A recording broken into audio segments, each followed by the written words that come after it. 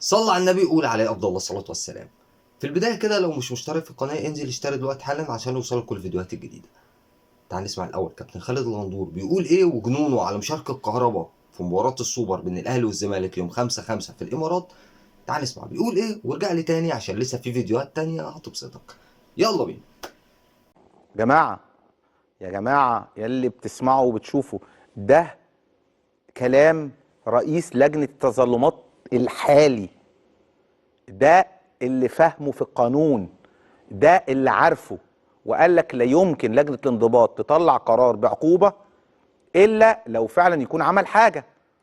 وكل الناس تقول لك كهربا واخد 12 ماتش، بس هو 12 كتير، ده ممكن توصل لستة، توصل لأربعة، المليون جنيه تنزل 500 300. مش دي قصتي، لكن ده بيقول لك من أول مباراة اللي هي مباراة السوبر اللي هي بعد ماتش الرجاء، لا ممكن طالما الأهلي استأنف يرجع. وقال كمان حاجة، إن خلال 10 أيام بيكون حكم في القرار. لكن هل ده معقولة وصلنا المرحلة دي بقى، إن كمان القرار بتاع لجنة الاستئناف يطلع بعد ماتش السوبر؟ ايه يا جماعه ده؟ يا سياده المستشار عادل الشرباجي رد علينا، رد على حضرتك، رد على نفسك. حضرتك يعني انت ازاي تقول هذا الكلام وبتقول كلام تاني دلوقتي؟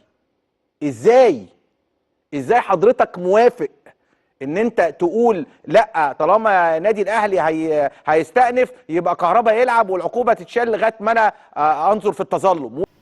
النهارده فريق اهلي 2006 كسب الزمالك 2006 5-2، وفريق اهلي 2003 توج ببطولة الجمهورية على حساب نادي الزمالك في قلب نادي الزمالك ب 100 عقبة بفوزه 2-1.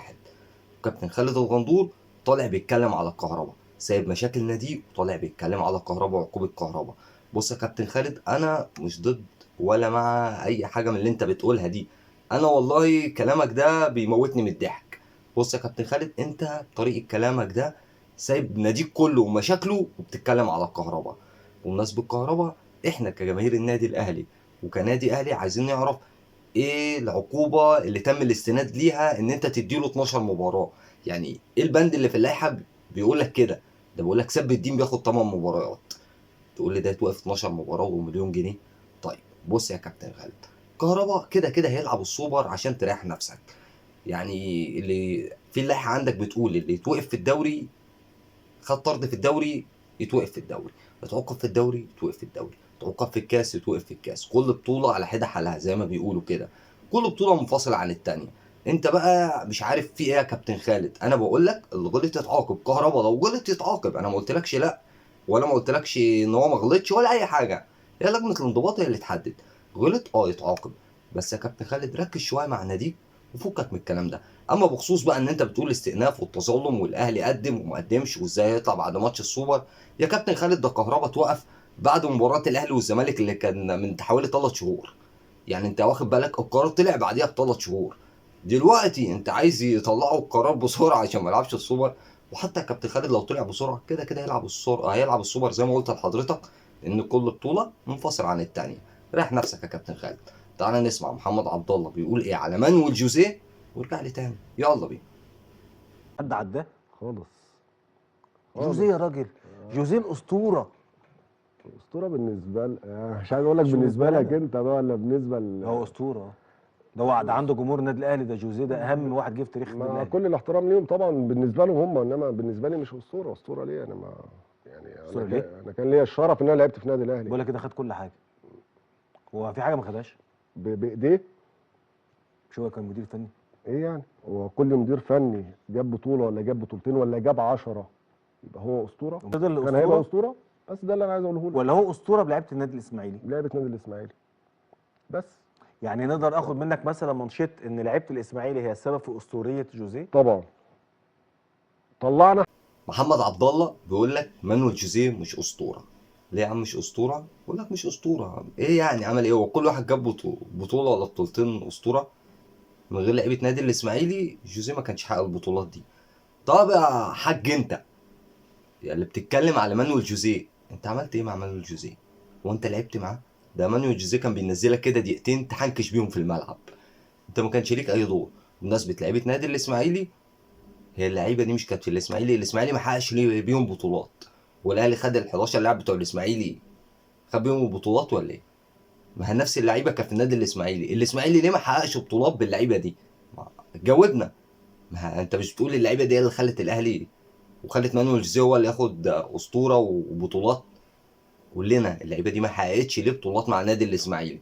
وصلتوا نهائي دوري ابطال افريقيا وانيمبا خدها منكم، بعد كده الاهلي استولى على دوري ابطال افريقيا ببعض اللعيبه. يعني هو الاهلي ما خدش ال 11 لاعب بتوع الاسماعيلي، ده دعم، جاب من الاتحاد وجاب من الترسانه انا مش عارف يا محمد عبد الله في ايه والله. انت مين اصلا عشان تتكلم عن مانويل جوزيه؟ بص، في تصريح تاني هقوله لك برضه على محمد عبد الله كده، بيقول لك انا حاربت عشان امشي من الاهلي واتعمل لي اجتماع عشان اكمل في الفريق، ولحد ما ركبت الطياره ومسافر تركيا كانوا بيكلموني عشان ارجع. والاهلي مهندس عادل القيعي كان بيكلمك عشان ترجع؟ كابتن محمد، انت كنت رقم 3 في مركزك، انا كنت بتفرج عليك. كان بركات رقم 1، 2 اسلام الشاطر، 3 انت كنت التالت في مركزك، كنت بتلعب باك يمين. انا فاكرك والله فاكرك، كنت بتحنكش. انا فاكر ماتش الصفاقس التونسي هناك، كنت نازل تغيير كده تضييع وقت. انت كل ماتش كده كان مانويل جوزيه يسحب ابو تريكه في اخر دقيقتين، ينزلك كده تنزل تلعب دقيقتين تهنكش بيهم. غير كده ما كنتش بتلعب. باك يمين كنت رقم 3 زي ما قلت لك، وتقول لي انا كان عمل لي اجتماع وكانوا بيتكلموني عشان ارجع. يا راجل انت بتضحك على مين؟ طب كلم ناس على قد فئاتهم كده، انت عارف انت بتخاطب مين، اضحك عليهم زي ما انت عايز.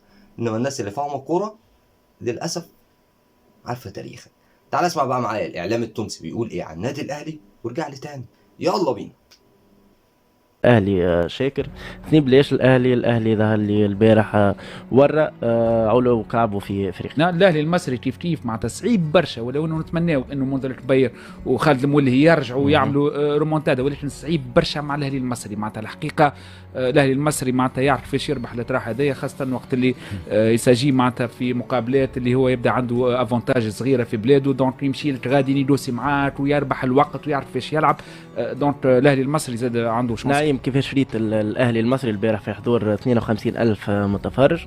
سيطرة تامة على اللقاء، الرجاء دخل ملول في المباراة لكن من بعد رينا تراجع كبير. كيفاش شفت المباراة البارح؟ جاتهم زوز فرص، تعرف لما تلعب ربع النهائي في ضد الاهلي اللي هي عندها تراديسيون وثقافه الانتصارات وثقافه الالقاب، لما تجيك فرصه او فرصتين في الذهاب وما استغلهاش اوتوماتيكمون معناها تو باي كاش لما تكون في ظرف وانت ماكش مركز فيه، وهذاك اللي صار. براريتي اللي هي معناها مخالفه مباشره الجول في نيفو عالي، وهنا قيمه الجولة في المراحل هذيا في الماتشات هذوما، في الماتشات الكبار ديزيزيف تلقاهم ملاعبيه عندهم الكاريزما وعطاو ثقه. الجولة تعطي ثقه برشا للديفونس نتاعها وللببليك خاصه والاطار الفني. كما قلت لك جاتهم كره ثانيه الرجاء تاتات كيف معناها كان الحارس حاضر 100%، دونك رجعهم في المقابله. وقت اللي قل التركيز عند الرجاء البيضاوي خاصة في آخر الشوط الأول، والنتيجة في الشوط الأول والهدف في الشوط الأول في آخر الشوط الأول هو براتيكمون يمس المعنويات تتمس، وهذا اللي شفناه في الدوزيميتون. حسب ما لاحظت معناها الرجاء البيضاوي براتيكمون دوزيميتون انهار معناها بدنيا، انهار كومبليتمون، معناها انهار بدنيا ومعنويا، معناها ما عادش ينجم يعمل حتى زوز باسات ولا 3 باسات مع بعضهم. الاهلي كما قال شاكر معناها قبيليكا عندهم ثقافه وعندهم عندهم ثقافه الانتصارات ويعرفوا كيفاش يربحوا الماتشات نتاعهم.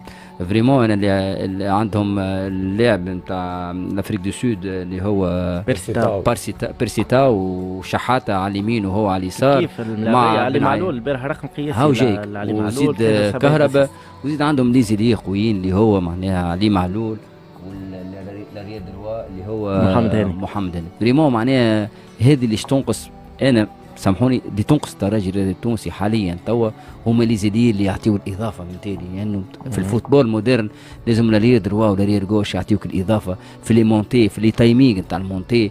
الدومي دروا والدومي غوش يلقاهم قدامهم، يلقاهم معناها يعطيو دي سوليسيون معناها في الوقت المناسب، وهذا اللي صار. معناها علي معلول عدى ماتش قبيله الاسيست كانت من عنده هو. سجلت الاهلي كما قلت لك هدف في اخر الشوط الاول، ثم استغلت الهدف الثاني وقتلت المقابله. اظن اخواتنا التوانسه قالوا لك كل حاجه عن النادي الاهلي. عمرنا ما شفنا حد من اخواتنا التوانسه او المغاربه او الجزائريين بيتطاول في حق النادي الاهلي او في حق مذيع من النادي الاهلي، عكس الاعلام التاني. زي ما حضرتك عارف، شفت بيتكلموا على الاهلي ازاي؟ بيقول لك الاهلي عارف يعني ايه يمشي المباراه زي ما هو عايز. نادي الرجاء نادي كبير وهم نفسهم الرجاء يوصل على حساب الاهلي، لان هم بيقول لك احنا مش هنعرف نجاري الاهلي. الرجاء السنه دي ما اتغلبش ولا مباراه في دوري ابطال افريقيا. المباراه الوحيده اللي اتغلبها امام النادي الاهلي. المباراه الوحيده اللي ما سجلش فيها نادي الرجاء اهداف امام النادي الاهلي. بيقول لك الاهلي 90 دقيقه عمل فيها اللي هو عايزه. الرجاء رغم ان هو منظم تكتيكيا وعنده صلابه دفاعيه، الاهلي فتك كل ده. الاهلي عرف يتفوق على كل ده. بقول لك الاهلي خلال ال 90 دقيقه خلى الرجاء مش عارف يباصي باصتين ثلاثه. بعد ماشي الشوط الاول زي ما هو عايز، في اخر الشوط جاب جول. الشوط الثاني ماشي الريتم زي ما هو عايز، خرج 2-0، ودي نتيجه تطمنه. وهو ده النادي الاهلي، غول افريقيا وفعلا مرعب دوري ابطال افريقيا. بيقول لك الاهلي اول ما بيعدي دور المجموعات هو البعبع الحقيقي لدوري ابطال افريقيا. شكرا لاخواتنا التوانسه على الكلام الجميل ده. يا ريت بقى ما تنساش تشترك في القناه وتفعل زر الجرس عشان يوصلك كل الفيديوهات الجديده. السلام عليكم ورحمه الله.